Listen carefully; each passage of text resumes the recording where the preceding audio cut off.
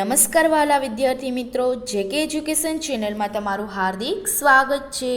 આજે આપણે ધોરણ 8 વિષય હિન્દી, જેમાં ચેપ્ટર નંબર 2 ઈદગાહ તેનું સ્વાધ્યાયનું સંપૂર્ણ સોલ્યુશન જોઈશું। प्रश्न नंबर 1, निम्नलिखित प्रश्नों के उत्तर एक एक वाक्य में दीजिए। पहला, रोजे के दिन मुसलमान क्या करते हैं? उत्तर, सूर्योदय से सूर्यास्त तक कुछ भी न खाने पीने को अर्थात उपवास को रोजा कहते हैं। रोजा मुसलमानों का एक मजहबी फर्ज है। दूसरा, रमजान ईद के दिन मुसलमान लोग कहाँ जाते हैं? उत्तर, रमजान ईद के दिन मुसलमान नमाज पढ़ने के लिए ईदगाह जाते हैं। तीसरा, दुकानों में कौन कौन से खिलौने मिल रहे थे? उत्तर, दुकानों में सिपाही, गुजरिया, राजा, वकील, भिश्ती, धोबीन आदि मिट्टी के खिलौने मिल रहे थे। प्रश्न नंबर 2, निम्नलिखित शब्दों के समानार्थी और विरोधी शब्द रिक्त स्थानों में लिखिए। शब्द शीतल, उसका समानार्थी है ठंडा और विरोधी है उष्ण। दूसरा, प्रसन्न, उसका समानार्थी खुश और विरोधी खिन्न। गरीब, समानार्थी दीन और विरोधी अमीर। अंधकार, उसका समानार्थी अंधेरा और विरोधी प्रकाश। स्नेह, उसका समानार्थी प्रेम और विरोधी द्रुणा। पुरानी, उसका समानार्थी प्राचीन और विरोधी नई। प्रश्न नंबर 3, मुहावरों का अर्थ देकर वाक्य में प्रयोग कीजिए। पहला, बेड़ा पार लगाना यानी कि संकट से बचाना। वाक्य, भगवान ही गरीबों का बेड़ा पार लगाता है।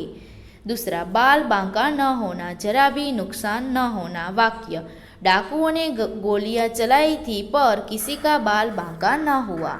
तीसरा, छाती पीट लेना यानी कि दुख प्रकट करना। वाक्य, बेटा गुस्से में आकर चला गया तो माँ ने छाती पीट ली। चौथा, दिल चीरना यानी कि बहुत दुख पहुंचना। वाक्य, बेटे की बुरी करतूतों ने माँ का दिल चीर दिया। प्रश्न नंबर 4, रूपरेखा के आधार पर कहानी पूर्ण कीजिए, जिसकी रूपरेखा यहाँ नीचे दी गई है। कहानी। उत्तर, सच्ची माँ अथवा न्यायाधीश का फैसला। किसी नगर में 2 स्त्रियाँ पास पड़ोस में रहती थी। उनमें एक स्त्री बड़ी चालाक और झगड़ालू थी, उसके कोई संतान नहीं थी। दूसरी स्त्री बड़ी सरल और मिलनसार थी, उसके एक बेटा था। एक बार संतान वाली स्त्री अपने बच्चे को घर में अकेला छोड़कर बाहर गई हुई थी। मौका पाकर निसंतान स्त्री बच्चे को पालने से उठाकर ले गई। फिर वह फौरन बाहर चली गई। बच्चे के गुम हो जाने पर बच्चे की माँ बहुत दुखी हुई। उसने किसी तरह अपनी चोर पड़ोसिन का पता लगाया और उसके पास जाकर अपना बच्चा मांगा। तब उसने कहा, यह मेरा बेटा है, मैं न दूंगी, जो चाहे सो कर लेना। दोनों में खूब झगड़ा हुआ। तब लोगों ने उन्हें न्यायालय में जाकर झगड़े का निपटारा करने की सलाह दी। आखिर दोनों स्त्रियां न्यायाधीश के पास पहुंची। बच्चे पर दोनों का एक सा दावा देखकर न्यायाधीश ने अपने कर्मचारी को आदेश दिया, इस बच्चे के 2 बराबर टुकड़े करो और एक एक दोनों स्त्रियों को दे दो।